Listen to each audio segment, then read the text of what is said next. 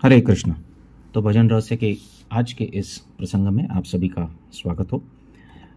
श्रील भक्तिनाथ ठाकुर पंचम श्लोक में प्रथम अध्याय के कहते हैं, हरिभक्ति विलास से कोट करते हुए कि अगच्छित स्मरणम विष्णु भवायासेन साध्यते ओष्ट स्पंदन मात्रेण कीर्तनम तु ततोवरम। कीर्तनम तु ततोवरम, कीर्तन की सुपीरियरिटी, कीर्तन का श्रेष्ठत्व स्मरण की अपेक्षा, या स्मरण की अपेक्षा कहने से भी अधिक योग्य होगा कि अन्य जो विधियां है उसकी अपेक्षा और स्मरण की भी अपेक्षा कीर्तन का जो श्रेष्ठत्व है इसको भक्तिविनोद ठाकुर स्थापित कर रहे हैं। वे वैष्णव चिंतामणि हरिभक्ति विलास 11.236 से कोट करते हैं कि अगच्छित स्मरणम विष्णु बहवा यासेन साध्यते। भगवान विष्णु का स्मरण करने से संपूर्ण पाप नष्ट हो जाते हैं। लेकिन कहते हैं कि बहु आयासेन साध्यते, बहुत प्रयास लगता है। केवल स्मरण से अगर हमारे संपूर्ण कर्मों को नष्ट करना है या भक्ति के फल को प्राप्त करना है तो बहु आयासेन, बहुत बड़ा प्रयास लगता है व्यक्ति को सत्वगुण में स्थित होकर सुंदरता से भगवान के ऊपर ध्यान करके उनका स्मरण करके संपूर्णतया आचरण में भी योग्य होके किसी भी प्रकार से रजोगुण तमोगुण का संपर्क न रखते हुए अगर वो एकचित्त होकर भगवान का स्मरण कर सके तो अनेक नियमों का पालन करके भगवान का स्मरण कर पाए। तो बहुत प्रयास लगता है इससे, क्योंकि स्मरण करने से केवल काम नहीं चलेगा, उसके ऊपर ध्यान करके उस स्मरण को अंतर्चित्त में उतारना, तभी हमारे सभी पाप नष्ट हो सकते हैं। बहु आयासेन उच्च साधन है, अन्य विधियों से तो बहुत उच्च साधन है भगवान का स्मरण। लेकिन कहते हैं कि इससे जो आपको परिणाम आएगा, परिणाम क्या है? तो हमारे पापों को नष्ट करना, क्योंकि पाप से ही तो हम प्रभावित होकर एक तो दुख भुगतते हैं, दूसरा भगवान से परावृत्त हो जाते हैं। तो पापों को नष्ट करना तो आवश्यक है ही, प्रेम प्राप्त करना तो आगे की बात है। सर्वप्रथम तो अनर्थ निवृत्ति होनी चाहिए ना, पापों को नष्ट करना चाहिए। तो उसको करने के लिए साधन क्या है? तो भगवान का स्मरण साधन है, लेकिन वो साधन में बहुत ज्यादा प्रयास करना पड़ता है। तो कहते ओष्ठ स्पंदन मात्रेण, केवल होठों का अगर आप स्पंदन करोगे, वाइब्रेट करोगे, वाइब्रेटिंग योर लिप्स, केवल ओष्ठ स्पंदन मात्रेण कीर्तनम तु ततोवरम। इस प्रकार किया गया कीर्तन जिससे होठों को वाइब्रेट किया जाता है वो स्मरणम से भी वरम है, वो स्मरणम से भी श्रेष्ठ है। ये हरिभक्ति विलास से कोट करते हुए श्रील भक्तिनाथ ठाकुर कहते हैं। और फिर आगे कहते हैं तपस्याय ध्यान योग कष्ट साध्य है ओष्ठेर स्पंदन मात्रे कीर्तन आश्रय। ओष्ठेर स्पंदनाभावे नामेर स्मरण कीर्तने सर्व सिद्धि संगठन। अर्चन अपेक्षा नामेर स्मरण कीर्तन अति श्रेष्ठ बलि शास्त्रे करिल स्थापन। तो कहते हैं तपस्या ध्यान योग कष्ट साध्य है। आप तपस्या करो, ध्यान करो, योग करो, इससे भी आपको जो साध्य करना है वो हो सकता है, ऐसा नहीं कि नहीं हो सकता है। लेकिन कहते हैं कि बड़े कष्ट के साथ साध्य हो सकता है, कष्ट साध्य है। ओष्ठेर स्पंदन मात्रे कीर्तन आश्रय, लेकिन ओठों के स्पंदन से केवल जो कीर्तन किया जाता है, देखिए ये शब्द बहुत महत्वपूर्ण है। ओष्ठेर स्पंदन, यहाँ पर ऐसा नहीं कहा गया है कि ध्यान पूर्वक कीर्तन करने से या ध्यान पूर्वक जप करने से इत्यादि इत्यादि। ओष्ठेर स्पंदन मात्रेण, केवल होठों के वाइब्रेशन से। आपका मन भी अगर कीर्तन में नहीं लगा है, कीर्तन करते करते करते मन कीर्तन में लग ही जाता है, जप करते करते मन जप में लग ही जाता है, लेकिन शुरू में अगर ये नहीं भी लगता है तो भी केवल आपके होठ वाइब्रेट हो रहे हैं, ओष्ठेर स्पंदन हो रहा है, आपके होठ केवल कंपन कर रहे हैं और उसमें से ध्वनि निकल रही है, हरे कृष्ण कृष्ण कृष्ण हरे हरे, हरे राम राम राम हरे हरे। उसे कहते हैं ओष्ठ स्पंदन मात्रे। मन कहीं भी हो, फिजिकली एक्टिविटी हो रही है कि होठों को हम वाइब्रेट कर रहे हैं, तो उसे कहते हैं कीर्तन। इसका अगर कोई आश्रय लेता है तो क्या होता है? ओष्ठेर स्पंदन अभावे नामेर स्मरण, तो होठों को जब स्पंदन किया जाता है, जोर से नाम को उच्चारण किया जाता है, उच्च स्वर में नाम का उच्चारण किया जाता है। उच्चारण का अर्थ क्या है? उच्च स्वर में किया गया, उच्च स्वर में बोला गया, उसी को उच्चारण कहते हैं। तो नामोच्चारण जब किया जाता है तो उसे कीर्तन कहते हैं। और ओष्टेर स्पंदन अभावे नामेर स्मरण, और अगर कोई भगवान के नाम को मन में ही स्मरण कर रहा है, उसे उच्चारण नहीं कहते, मन में ही स्मरण कर रहा है, मन में ही उसको बोल रहा है, ओष्ट स्पंदन अभावे, अगर ओष्टों का स्पंदन न करते हुए केवल मन में बोल रहा है तो उसे स्मरण कहते हैं। तो कहते हैं कि स्मरण कीर्तन सर्व सिद्धि संगठन, स्मरण और कीर्तन से सभी सिद्धि संगठन हो जाती है। अर्चन अपेक्षा नामेर स्मरण कीर्तन अति श्रेष्ठ बलि शास्त्रे करिल स्थापन। तो अर्चन की अपेक्षा, अर्चन यानी भगवान के विग्रह की सेवा, उसकी अपेक्षा नामेर स्मरण कीर्तन, नाम का जो स्मरण कीर्तन है वो भी श्रेष्ठ बताया गया। अति श्रेष्ठ बलि शास्त्रे करिल स्थापन, ये शास्त्र स्थापन कर रहा है इसको।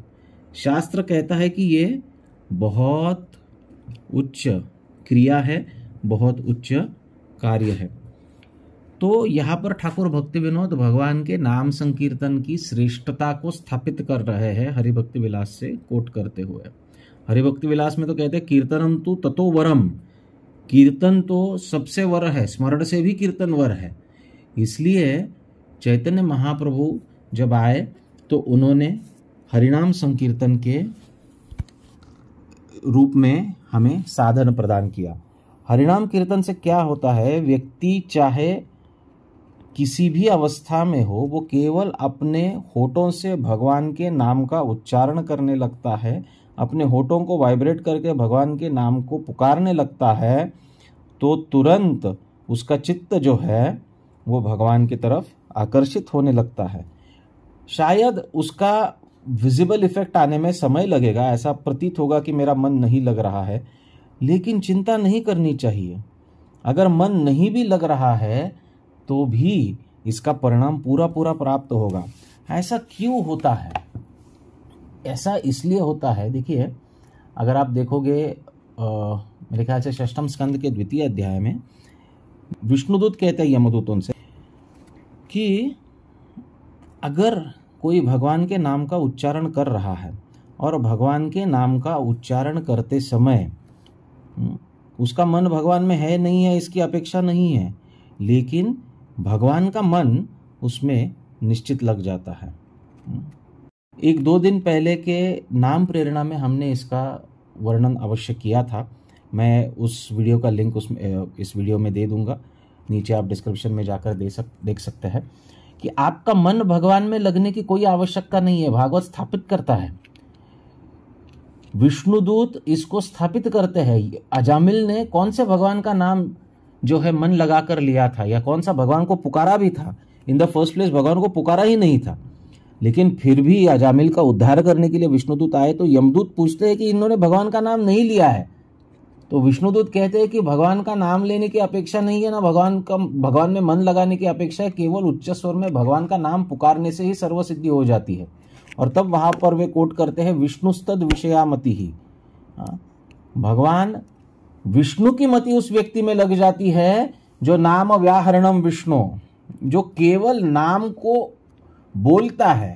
मन कहा है इसकी कोई अपेक्षा नहीं है, लेकिन अगर केवल नाम को पुकारा जाए तो ही संपूर्ण सिद्धि प्राप्त होती है। और इसको यहाँ पर ठाकुर भक्ति विनोद भी इसकी पुष्टि कर रहे हैं कि ओष्ट स्पंदेन मात्रेण, षष्ठम स्कंद का दूसरे अध्याय का 9वां और 10वां श्लोक है। तो कहते हैं कि स्तेन सुरापो मित्रदृग ब्रह्महा गुरुतल्पगः स्त्रीराज पितृगोहंता ये च पातकिनोपरे सर्वेषामपि अघवताम इदम एव सुनिष्कृतम नाम व्याहरणम विष्णोर्यतस्तद विषयामति ही। तो कहते अघवताम इदम एव सुनिष्कृतम, उस एक अघवताम का अर्थ है कि उच्च कोटि का पापी व्यक्ति। अघवान और अघवताम, अघवताम यानी सुपरलेटिव टेंस में कहा गया है। उच्च कोटि का पापी व्यक्ति, उसका भी पाप सुनिष्कृत हो जाता है अगर वो भगवान का नाम व्याहरणम, भगवान का नाम पुकारता है। और जैसे ही वो भगवान का नाम पुकारता है, उसका मन भगवान में है या नहीं है इसकी अपेक्षा नहीं है। यतस्तद विषयामति ही तद विषयामति है, भगवान की मति उस व्यक्ति में लग जाती है। भगवान सोचने लगते हैं कि ये देखो मेरा नाम पुकार रहा है, लेकिन नाम पुकारते पुकारते इसके जीवन में ये बाधाएं भी है, इसका मन नहीं लग रहा है, इसका रजोगुण तमोगुण से संग है, कुछ संग में पड़ा हुआ है, इसके बहुत सारे पाप है, इसकी आसक्ति भी अन्य अन्य चीज़ों से, इसका मन बहुत डिस्ट्रैक्ट हो रहा है। अब क्या किया जाए? ये व्यक्ति भजन तो करना चाहता है, लेकिन उसके भौतिक क्लेश जो है या भौतिक उसका संग जो है वो उसे भजन नहीं करने दे रहे। तो क्या करना चाहिए? तो भगवान इस प्लानिंग में लग जाते हैं, भगवान की मति उस व्यक्ति में लग जाती है कि इस नाम लेने वाले व्यक्ति के जीवन की बाधाओं को कैसे दूर किया जाए, और फिर भगवान अरेंजमेंट करने लगते हैं। भगवान की मति, देखिए कितनी बड़ी बात है। एक सामान्य जीव भगवान का नाम लेने के लिए जिसमें कोई रुचि नहीं है, लेकिन वो गलती से भी भगवान का नाम लेता है, या फिर बैठकर मन कहीं और है लेकिन मुख से भगवान का नाम लिया जा रहा है, तो भगवान की मति उसमें लग जाती है। कितनी उच्च बात है। ये कोई सामान्य स्टेटमेंट नहीं है। इसके ऊपर हमने बहुत विस्तार से चर्चा की। आप उस नाम प्रेरणा के एपिसोड को देख सकते हैं, सुन सकते हैं। मैं उसके लिंक इस डिस्क्रिप्शन में दे दूंगा। तो ठाकुर भक्ति विनोद इस बात को यहाँ पर कोट करते हैं, और आगे जाकर इसके कमेंट्री में कहा गया है भगवद गीता के 2.40 को कोट करते हुए कि नेहाभिक्रम नाशोस्ति प्रत्यवायो न विद्यते स्वल्पमप्यस्य धर्मस्य त्रायते महतो भयात्। तो भक्ति ही वास्तविक ऐसा साधन है जो संपूर्णतया निर्गुण है। निर्गुण का अर्थ क्या है? कि उसके ऊपर भौतिक गुणों का प्रभाव नहीं है। सत्व रज तम से अगर ऊपर उठना है तो केवल और केवल भक्ति ही हमें मदद कर सकती है। अन्य जो साधन है, चाहे तपस्या हो, योग हो या फिर ध्यान हो, इसमें थोड़ी भी चूक हो जाती है तो उसका साध्य हमको प्राप्त नहीं होता है, और इसलिए उसमें बड़ा कष्ट करना पड़ता है। भक्तिविनोद ठाकुर कहते हैं कि कष्ट से साध्य प्राप्त होता है, बड़े कष्ट से साध्य प्राप्त होता है।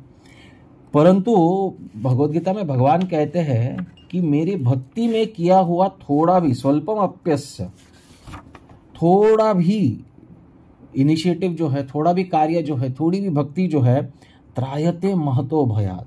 तो भक्ति योग ही वास्तव में सर्वश्रेष्ठ साधन है। और भक्ति योग में भी जो नवविधा भक्ति है, श्रवणम कीर्तनम विष्णु स्मरणम इत्यादि इत्यादि इत्यादि में, उसमें भी चैतन्य महाप्रभु कहते हैं कि तारमध्ये नाम संकीर्तन श्रेष्ठ। तो भक्ति योग का जो मुख्य अंग है वो नाम संकीर्तन है। और नाम संकीर्तन कैसे किया जाता है? नाम संकीर्तन में ध्यान के लिए कोई विशेष इंस्ट्रक्शन नहीं है। हाँ, ध्यान लगाकर नाम संकीर्तन करेंगे तो उसका प्रभाव बहुत जल्दी होगा, लेकिन वैसे भी करेंगे तो भी प्रभाव होने ही वाला है। और इसलिए एक साधक को चाहिए कि वो अपने समय को, अपने जीवन पद्धति को इस प्रकार ढाले कि वो नाम संकीर्तन में जुड़ा रहे। हम बहुत बार अन्य अन्य कार्यों में, अन्य अन्य सेवाओं में इतने व्यस्त हो जाते हैं कि नाम संकीर्तन करना ही भूल जाते हैं। हम चाहे तो हमारा जप कर लेंगे, 16 माला कर लेंगे और बड़े यांत्रिक पद्धति से भी कर लेते हैं, परंतु जो हमारे साधन का मुख्य अंग है नाम संकीर्तन, इसके प्रति हम बहुत निगलेक्टफुल हो जाते हैं। और इसका परिणाम क्या होता है? इसका परिणाम ये होता है कि हमारी जो डेली साधना है वो भी यांत्रिक होने लगती है। भक्तों के साथ जो हमारा संग है वो भी शिथिल होने लगता है। श्रवण कीर्तन में रुचि कम हो जाती है, और जब श्रवण कीर्तन और भक्त संग में रुचि कम होती है तो फिर सर्वनाश की ओर, आध्यात्मिक सर्वनाश की ओर हम बढ़ते हैं। इससे बचना चाहिए। इस नाम तत्व को ठीक ठीक समझना चाहिए। चाहे हम सेवा कितनी भी बड़ी बड़ी करें, अगर हम संकीर्तन में नहीं भाग लेंगे, नाम कीर्तन में नहीं भाग लेंगे, श्रवण कीर्तन में नहीं भाग लेंगे, तो फिर हमारी बड़ी बड़ी सेवाएं चाहे वर्तमान में बहुत बड़े बड़े टेंजिबल रिजल्ट देते हो, लेकिन आगे जाकर हमारा कोई भला इससे नहीं होने वाला है। इसके विपरीत अगर हम नाम संकीर्तन में जुटते हैं और चाहे हमसे कोई सेवा हो भी ना रही हो तो अपने आप सेवा करने की प्रेरणा हमें प्राप्त होती है। भक्त संग, श्रवण कीर्तन, नाम संकीर्तन, इससे बड़ी बड़ी सेवाएं एक अयोग्य व्यक्ति से भी घट सकती है और उसमें परिणाम देने के लिए साक्षात भगवान, क्यों? क्योंकि तद विषया मति ही, भगवान की मति उस व्यक्ति में लगती है जो उनके नामों का कीर्तन करता है। तो ठाकुर भक्ति विनोद इस एपिसोड में हमको नाम संकीर्तन का महत्व स्थापित करके दे रहे हैं। अगर आपको ये श्रृंखला अच्छी लग रही है तो कृपया इन वीडियोस को लाइक, शेयर और सब्सक्राइब अवश्य कीजिए। बाकी अपने सहयोगी भक्तों के पास इसको पहुंचाइए जिससे कि समस्त भक्त परिवार को इसका लाभ मिल सके। हरे कृष्ण कृष्ण कृष्ण हरे हरे, हरे राम राम राम हरे हरे।